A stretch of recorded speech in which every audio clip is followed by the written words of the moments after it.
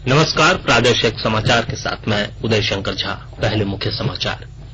केंद्रीय मंत्रिमंडल ने शिक्षण, अध्ययन और परिणाम व्यवस्था को मजबूत करने के लिए 5,718 करोड़ रुपए लागत की विश्व बैंक समर्थित परियोजना स्टार्स को दी मंजूरी। उच्चतम न्यायालय ने नियोजन नीति और शिक्षक नियुक्ति प्रक्रिया को निरस्त करने के झारखंड उच्च न्यायालय के आदेश पर लगाई रोक।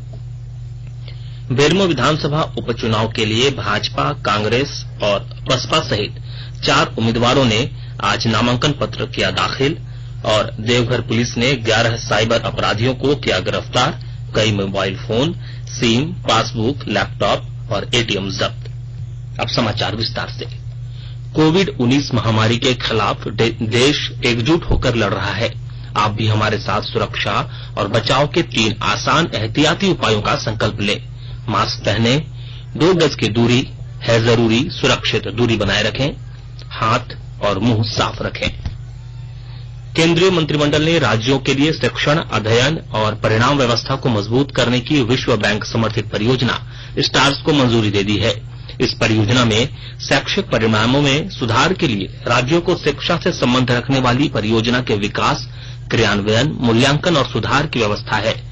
मंत्रिमंडल की बैठक के बाद मीडिया को जानकारी देते हुए सूचना और प्रसारण मंत्री प्रकाश जावड़ेकर ने कहा कि इस परियोजना की कुल लागत 5,718 करोड़ रुपए है, जिसमें विश्व बैंक ने $50 करोड़ का योगदान दिया है। उन्होंने कहा कि स्टार्स परियोजना को केंद्र द्वारा प्रायोजित नई योजना के रूप में स्कूली शिक्षा और साक्षरता विभाग के तहत लागू किया जाएगा। श्री जावड़ेकर ने कहा कि 6 राज्य हिमाचल प्रदेश, राजस्थान, महाराष्ट्र, मध्य प्रदेश, केरल और ओडिशा इसके अंतर्गत आएंगे। श्री जावड़ेकर ने कहा कि यह एक महत्वपूर्ण परियोजना है और नई शिक्षा नीति की नई शुरुआत है। उच्चतम न्यायालय के फैसले से झारखंड के करीब 8,000 शिक्षकों और अभ्यर्थियों की उम्मीद जगी है। सुप्रीम कोर्ट ने झारखंड उच्च न्यायालय के फैसले पर रोक लगा दी है।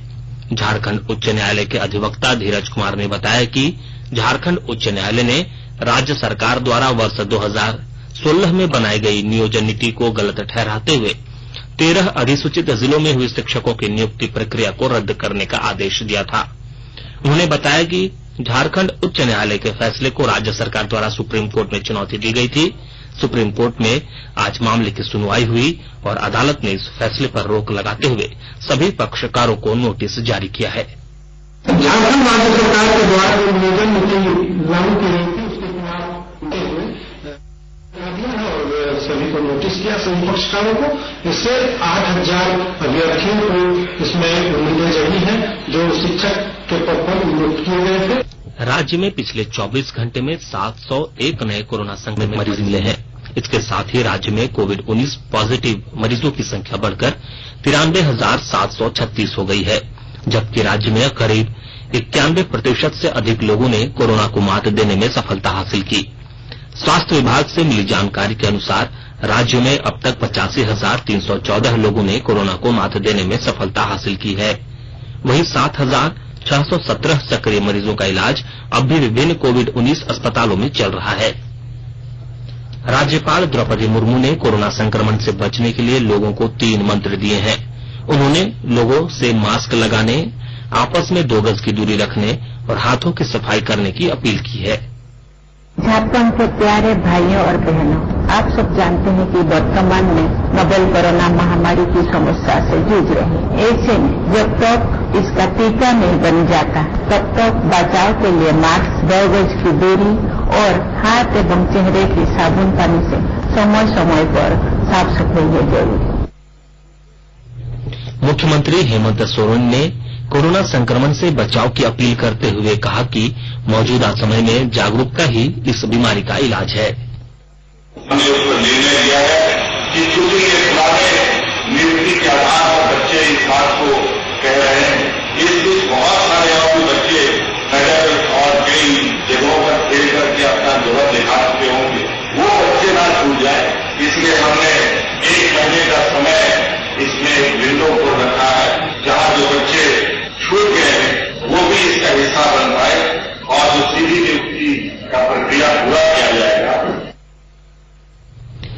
केंद्र सरकार ने आज कहा कि खान और खनिज क्षेत्र के ग्रामीण क्षेत्रों में रोजगार उपलब्ध कराने में महत्वपूर्ण भूमिका है और कोरोना महामारी के प्रकोप के दौरान आवश्यक सेवा के रूप में इसकी भूमिका को स्वीकार किया गया है।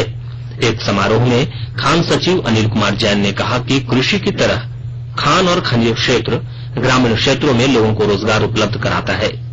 आत्मनिर्भर भारत योजना के अंतर्गत केंद्र में मई में खनिज क्षेत्र में निजी निवेश बढ़ाने और अन्य सुधार की घोषणा की थी। आकाशवाणी के ताजा तरीन समाचारों के लिए आप हमारी वेबसाइट newsonair.com पर लॉग ऑन कर सकते हैं। ताजा समाचार Twitter handle @AIR News Alerts और Facebook page all India radio news पर भी उपलब्ध है। आप प्रादेशिक समाचार एकांश के ट्विटर हैंडल @AIR News_Ranchi और Facebook page AIR News Ranchi के अलावा YouTube channel regional news unit Ranchi पर भी हमारे बुलेटिन सुन सकते हैं। प्रादेशिक समाचार आप आकाशवाणी रांची से सुन रहे हैं और अब पेश है कोरोना से बचाव के कुछ संदेश।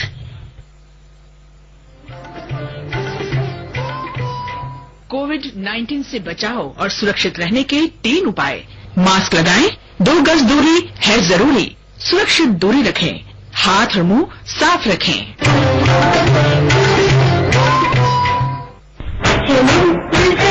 शुरुआत करें, चलो एक फैसला आज करें, मास्क नहीं तो ठोकेंगे, कोरोना को रोकेंगे, चलो एक वादा करते हैं, चलो कुछ वादा करते हैं, मास्क नहीं तो ठोकेंगे, कोरोना को रोकेंगे।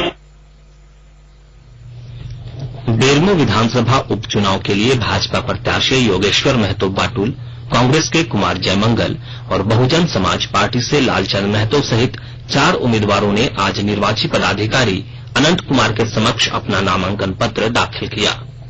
नामांकन पत्र दाखिल करने के बाद मीडिया से बात करते हुए भाजपा प्रत्याशी योगेश्वर महतो ने कहा कि उन्होंने अपने 2 बार के कार्यकाल में जो काम किया है उसे आधार बनाकर चुनाव में जाएंगे। उन्होंने कहा कि वर्तमान हेमंत सरकार के 9 महीने के कार्यकाल की विफलताओं को भी जनता के सामने लाएंगे। हम अधूरे कामों को पूरा करना, कुछ नए योजनाओं को सरजमीन पर उतारना जो आने वाले दौरों का भविष्य संवारेगा। उसमें कॉलेज क्षेत्र का मामला है, उसमें इंजीनियरिंग क्षेत्र का मामला है, उसमें टेक्नोलॉजी क्षेत्र का मामला है। तो इन मामलों को हम लेकर के जनता के बीच में जाएंगे। जनता के बीच मेरा मुद्दा है। इधर कांग्रेस प्रत्याशी कुमार जयमंगल ने कहा कि युवाओं के लिए रोजगार की व्यवस्था सुनिश्चित कराने की दिशा में वे काम करेंगे। उन्होंने कहा कि बेरमो विधानसभा के लोग जात पात और समुदाय से ऊपर उठकर वोट करते हैं। तौर पर जनता जानती है कि क्या सही है क्या गलत है और इस बार बेरमो की जनता बेरमो की एकता, बेरमो की खुशहाली के आधार पर देगी वोट। ना जाति पे देगी और ना धर्म पर देगी और ना किसी समाज के से बांटने वाले लोगों के बहकावे में भी। राज्य के पूर्व मुख्यमंत्री और भाजपा विधायक दल के नेता बाबूलाल मरांडी ने कहा है कि उनकी लड़ाई अब विपक्ष या प्रतिपक्ष के लिए नहीं बल्कि पक्ष के लिए है। श्री मरांडी ने आज दुमका में संवाददाता सम्मेलन में कहा कि उपचुनाव की लड़ाई भी इसी दिशा में है। नेता चुना मेरे लिए यही प्रयास है और आज तो विपक्ष के लिए नहीं या प्रतिपक्ष के लिए नहीं, अब पक्ष के लिए आप लड़ाई लड़ रहे हैं और इसीलिए हम दुमका की जनता से भी यही कल हम कार्यकर्ताओं से अपील की है, भाई आप तो सत्ता के लिए लड़ाई लड़ रहे हैं, आप ये प्रतिपक्ष के लिए लड़ाई हमने छोड़ दिया है। पार्टी अपनी लड़ती है लेकिन हमने कहा कि हम तो आप पक्ष के लिए लड़ाई लड़ रहे हैं। दुमका विधानसभा उपचुनाव को लेकर राजनीतिक बिसात बिछ चुकी है। चुनाव में दलीय मुकाबले को लेकर तस्वीर साफ हो चुकी है। झारखंड मुक्ति मोर्चा के बसंत सोरेन और भाजपा के उम्मीदवार लुइस मरांडी के बीच मुकाबला होना तय है। इन दोनों के अलावा 3 और उम्मीदवारों ने नामांकन पत्र दाखिल किया है और अधिक जानकारी दे रहे हैं हमारे दुमका संवाददाता। राजधानी दुमका में विधानसभा उपचुनाव को लेकर राजनीतिक बिसात बुझ चुकी है। चुनाव में दलीय मुकाबले को लेकर तस्वीर साफ हो चुकी है। झारखंड मुक्ति मोर्चा की बसंत सोरेन और भारतीय जनता पार्टी के उम्मीदवार लुइस मरांडी के बीच मुकाबला होना तय है। इन दोनों के अलावा 3 और उम्मीदवारों ने अब तक नामांकन पत्र दाखिल किया है। लुइस मरांडी चौथी बार चुनाव लड़ रही हैं। भारतीय जनता पार्टी ने उन्हें 2009 के विधानसभा चुनाव में भी दुमका सीट से मैदान में उतारा था। तब भी झारखंड मुक्ति मोर्चा के हेमंत सोरेन से हार गई थी। 2014 में लुइस मरांडी ने हेमंत सोरेन को हराया था, मगर 2019 के चुनाव में वे फिर हेमंत सोरेन से हार गई। इस बार हेमंत सोरेन के छोटे भाई बसंत सोरेन से उनका मुकाबला है। बसंत पहली बार विधानसभा चुनाव लड़ रहे हैं। मुकाबला दिलचस्प है। भारतीय जनता पार्टी अपनी इस खोई हुई सीट को दोबारा हासिल करना चाह रही है। मतों की गिनती के बाद ही पता चल सकेगा। आरके नीरव, आकाशवाणी समाचार, दुमका। देवघर जिले की पुलिस को साइबर अपराधियों के खिलाफ चलाए जा रहे अभियान में आज एक और बड़ी सफलता मिली है। देवघर के पुलिस अधीक्षक अश्विनी सिन्हा ने संवाददाता सम्मेलन में बताया कि देवीपुर और जसीडीह थाना क्षेत्र के विभिन्न गांवों में छापेमारी कर पुलिस ने 11 साइबर अपराधियों को गिरफ्तार किया। उन्होंने बताया कि इन सभी की गिरफ्तारी जसीडीह थाना क्षेत्र के राजाडीह और धाबाटांड गांव में तथा देवीपुर थाना क्षेत्र के ढकधका गांव से हुई। पुलिस अधीक्षक ने बताया कि गिरफ्तार अपराधियों के पास से पुलिस ने 22 मोबाइल, 36 सिम कार्ड, एक पासबुक और 14 एटीएम, एक लैपटॉप तथा 30,000 नगद बरामद किए हैं। दिल्ली की केंद्रीय जांच ब्यूरो सीबीआई की विशेष अदालत अटल बिहारी वाजपेयी की सरकार में कोयला राज्य मंत्री रहे दिलीप राय और अन्य को 1999 में झारखंड में कोयला ब्लॉक आवंटन मामले में अनियमितता पर 26 अक्टूबर को सजा सुनाएगी। विशेष अदालत के न्यायाधीश भारत पराशर ने आज सजा पर बहस के बाद फैसला 26 अक्टूबर के लिए सुरक्षित रख लिया। अदालत ने फैसले वाले दिन सभी दोषियों को मौजूद रहने का निर्देश दिया है। इस मामले में राय के अलावा कोयला मंत्रालय के 2 पूर्व वरिष्ठ अधिकारी प्रदीप कुमार बनर्जी और नित्यानंद गौतम तथा कैस्ट्रॉन टेक्नोलॉजीज लिमिटेड के निदेशक महेंद्र कुमार अग्रवाल को भी दोषी ठहराया है। दोषियों के वकील ने अदालत से उनके मुवक्किलों की उम्र और सेहत को ध्यान में देते हुए सजा में नरमी का आग्रह किया था, जबकि सरकारी पक्ष ने अधिक से अधिक सजा देने पर जोर दिया। प्रधानमंत्री नरेंद्र मोदी खाद्य और कृषि संगठन की 75वीं वर्षगांठ पर शुक्रवार को 75 रुपए का सिक्का जारी करेंगे। वंचित वर्ग के लोगों को आर्थिक और पौष्टिक रूप से सक्षम बनाने के लिए इस संगठन ने अतुलनीय काम किया है। भारत लंबे समय से इस संगठन से जुड़ा रहा है। गोड्डा जिले की पुलिस ने 51 करोड़ रुपए के घोटाले के आरोपी ठेकेदार दिनेश सिंह को आज गिरफ्तार कर लिया है। बताया गया है कि आरोपी ठेकेदार ने फर्जी पेपर के आधार पर सड़क निर्माण का टेंडर हासिल किया था। पथ निर्माण विभाग द्वारा जिले के फिरोजपुर, भगैया और मेहरमा बुधासन सड़क निर्माण की जिम्मेवारी संवेदक दिनेश सिंह को सौंपी थी। उन पर बैंक के साथ भी धोखाधड़ी का आरोप है। अब संक्षिप्त खबरें। गढ़वा जिले के कांडी प्रखंड के डुमरसोता गांव में आज सुबह शौचालय की टंकी का सेंटरिंग खोलने के दौरान एक ही परिवार के 3 सदस्यों सहित 4 लोगों की मौत हो गई। गुमला जिले की पुलिस को अंतर जिला मोटरसाइकिल चोर गिरोह के 4 सदस्यों को गिरफ्तार करने में सफलता मिली। उनकी निशानदेही पर चोरी की 5 मोटरसाइकिलें भी जब्त की गई। चतरा पुलिस ने सदर थाना से चोरी के आरोप में 3 नाबालिग समेत 4 युवकों को गिरफ्तार किया है। अंत में मुख्य समाचार एक बार फिर। केंद्रीय मंत्रिमंडल ने शिक्षण, अध्ययन और परिणाम व्यवस्था को मजबूत करने के लिए 5,718 करोड़ रुपए लागत की विश्व बैंक समर्थित परियोजना स्टार्स को दी मंजूरी। उच्चतम न्यायालय ने नियोजन नीति और शिक्षक नियुक्ति प्रक्रिया को निरस्त करने के झारखंड उच्च न्यायालय के आदेश पर लगाई रोक। 13वें विधानसभा उपचुनाव के लिए भाजपा, कांग्रेस और बसपा सहित 4 उम्मीदवारों ने आज नामांकन पत्र किया दाखिल। और देवघर पुलिस ने 11 साइबर अपराधियों को किया गिरफ्तार। कई mobile phone, SIM, passbook, laptop और एटीएम जब्त। इसके साथ ही आकाशवाणी रांची से प्रादेशिक समाचार का ये बुलेटिन समाप्त हुआ।